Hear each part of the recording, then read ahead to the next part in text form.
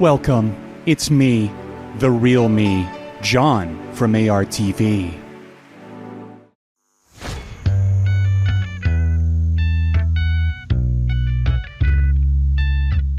Hey neighbor, I'm ecstatic, but also very late, so you'll forgive me if I skip over a few details and get right to the damn point. We've got a masterpiece to uncover. But wait, no, not an ad read. I finally made an account on AOTY, Album of the Year, and you should give me a follow over there if you're interested in more reviews and more music thoughts, way more than I cover on the channel. It's just ARTV over there, and you can see me review music of now and decades past. I was lucky enough to discover Magdalena Bay during the COVID year, thanks to their phenomenal EP, A Little Rhythm and a Wicked Feeling. Can you make my heart stop, hit me, kill shot, baby. That project is stuffed with so many hooks and so much ear candy, I couldn't stop coming back to songs like the comforting Airplane, the downright sexy Story, and the breakout viral hit Kill Shot. Mag Bay handles all production, writing, and visuals in-house, which, if you really think about it, is just insane. It takes my respect for their craft to the next level, knowing that everything is made with care and intention. One benefit of this review being delayed is that I got to spend a huge chunk of time listening, consuming, spinning all things Imaginal Disk, and absorbing the almost science fiction-like world surrounding it. Magdalena Bay's ethereal pop gaze is undeniably unique, informed by the duo's roots in progressive rock, which is on full display here on their second album. Each brand new image of We quite literally pick up exactly where Mercurial World left off, and I mean, I'm sure as hell not complaining. That was my AOTY 3 years in a row. Vocalist visionary Mica Tenanbaum and multi-instrumentalist madman Matt Lewin go the extra mile to provide the listener with a compelling story in tandem with the avant-garde instrumentation that's only gotten richer with the addition of live drummer Nick Villa in the studio. that's my floor. I'm coming up to the party. Musically, you're surrounded by a never-ending supply of magic potions, the secret Krabby Patty formula, if you will. The seamless flow of the track listing complements the effervescent shine each individual track possesses, spewing flaming lava on the climax of the lead single Death and Romance with its proggy structure, only to build a literal stairway to heaven later on the gorgeous cut Angel on a Satellite. It's all that we have, even nothing's better.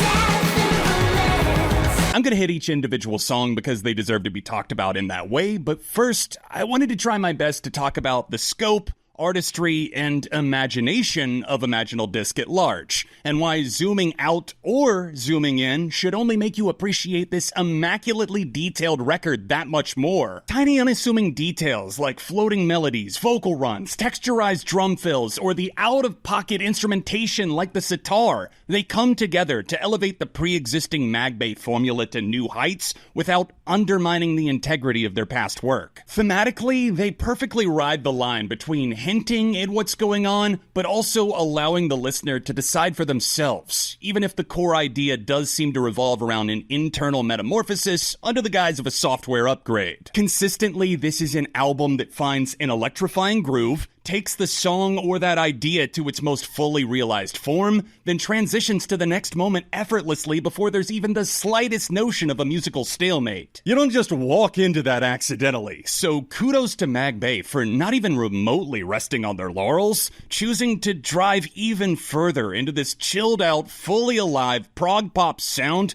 that combines the influence of Kate Bush, Madonna, and you know what? There's actually plenty of others that I could probably name check that bleed through, but I do think it's doing them a disservice. Imaginal Disk just doesn't sound like anything I've heard before. Not a second goes by where I'm zoning out, forgetting what song I'm on. No, this is an album that chokeholds your attention with a sense of movie magic, in the sense that you don't know how they pulled it off, but goddamn are you glad they did. Also have to say it because yes, everything on this record is insane, angelic vocals, riveting drum performances, fucking gorgeous synthesizers too, but don't let it distract you from the fact that the bass on Imaginal Disk, they really popped out with some tasty licks and let it take center stage.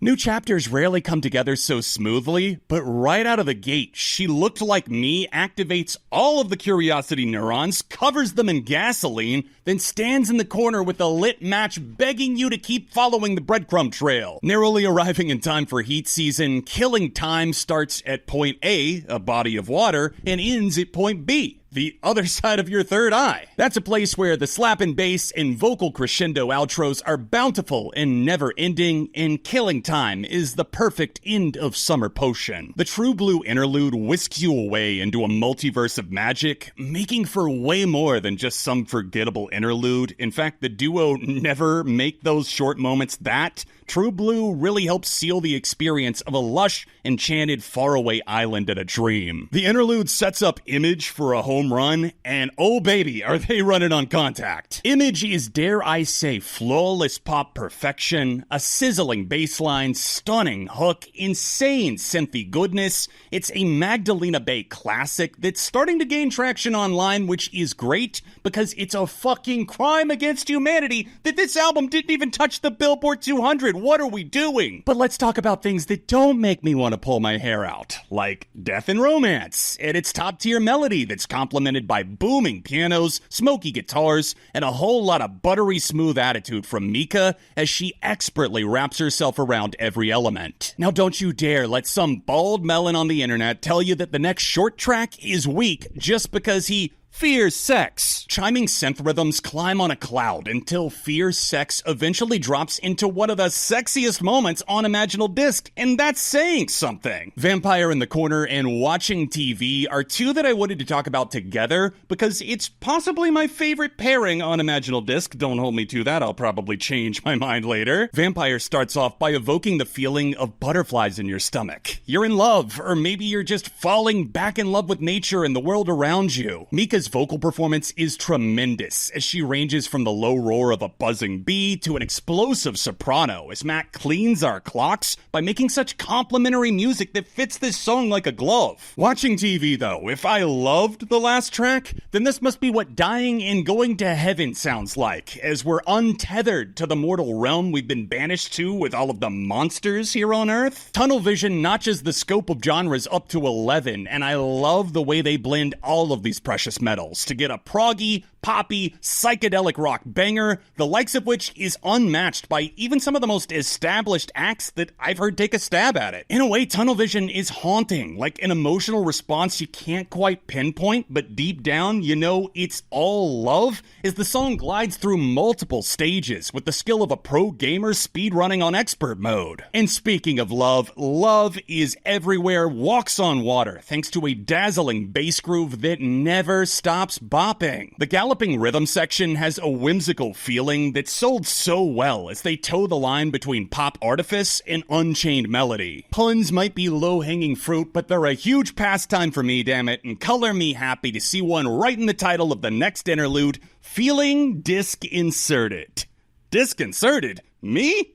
Always! Also, it's genuinely a tender moment of serenity that I almost wish lasted a tad bit longer, but pardon me if it feels like I'm rushing through these past few because we've just arrived at the party of the century, and I want more.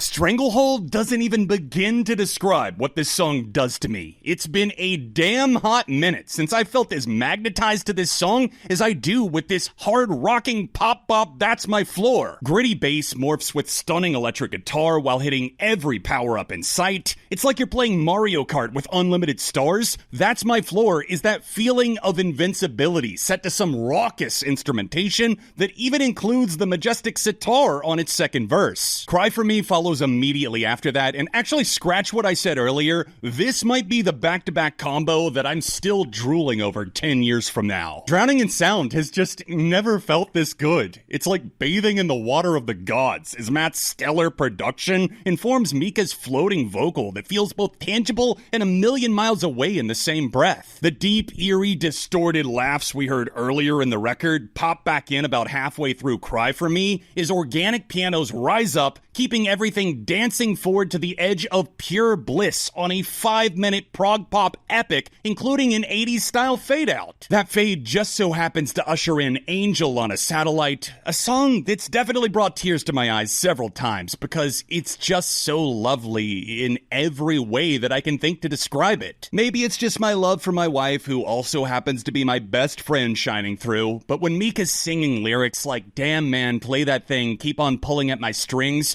I never want to stop replaying the happiness in a bottle that they capture with more chemistry than Walter White. Losing the spark was never a problem for Magdalena Bay. It's what makes them so special, and they're able to continue with that theme for the grand finale, which, mind you, had a lot of living up to do considering the supremacy of the beginning from Mercurial World. They knock the Ballad of Matt and Mica not just out of the park, they knock it into orbit in space, reprising many of the elements found throughout the track listing, including another last to first callback to She Looked Like Me. It's hard to wipe the huge beaming smile off your face when you truly lose yourself in this whirlwind of magic. Essentially, they're taking down the guardrails to tell part of their story to the listener directly. It's the rise of Magdalena Bay and everything it's meant to them over the past decade or so of making music together.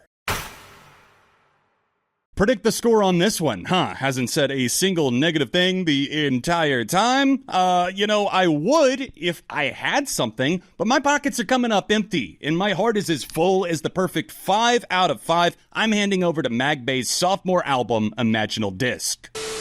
Guys, I really think this album altered my brain chemistry in the best way. So please, listen for yourself if you haven't, drop a like on the review, and comment any of your thoughts on the album. I've got a massive video coming September 29th for ARTV's 15-year anniversary, my top 100 favorite albums of all time, so make sure you're subscribed for that, and I'll see you next time.